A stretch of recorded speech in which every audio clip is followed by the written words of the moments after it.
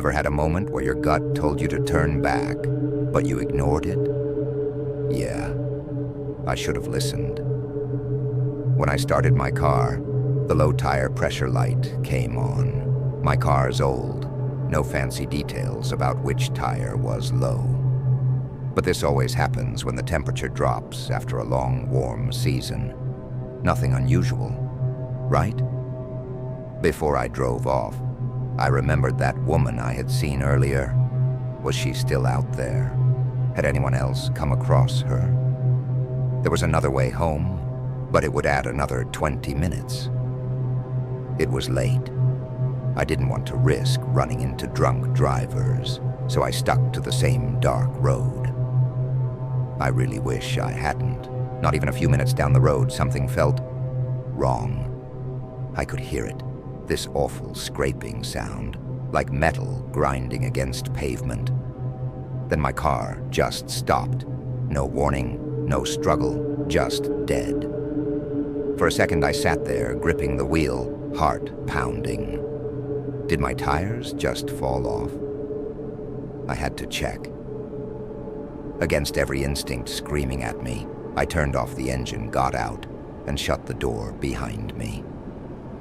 Big mistake. The second I shut the door, the car's automatic lights flicked off. The forest swallowed me in darkness.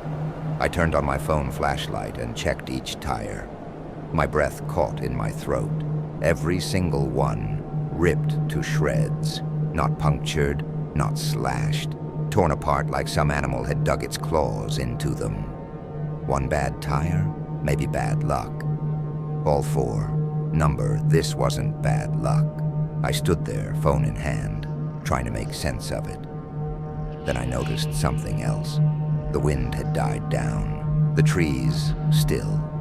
The usual forest sounds, gone. No crickets, no rustling, just silence. And then from somewhere deep in the trees, a twig snapped. Something was out there.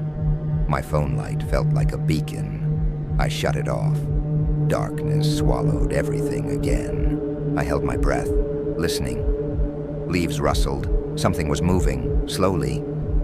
Then I heard it. I see you. My stomach dropped.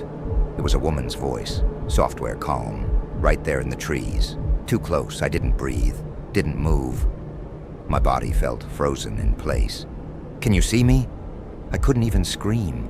I fumbled for my phone, my hands shaking. I had to see where she was. I turned the flashlight back on, and there she was, standing at the edge of the trees, just a few feet away. A white gown, dirty, stained, hair, long, gray, wild, skin, pale, almost sickly. And her face, I can't describe it. Like something had ripped half of her jaw away, but she was still trying to smile. I didn't think. I didn't plan. I just ran. Behind me, I could hear it. Footsteps, fast, getting closer. I sprinted, barely seeing where I was going, heart hammering in my chest. I don't know how I made it. I don't know how I survived. But one thing I do know, I should have taken the longer way home.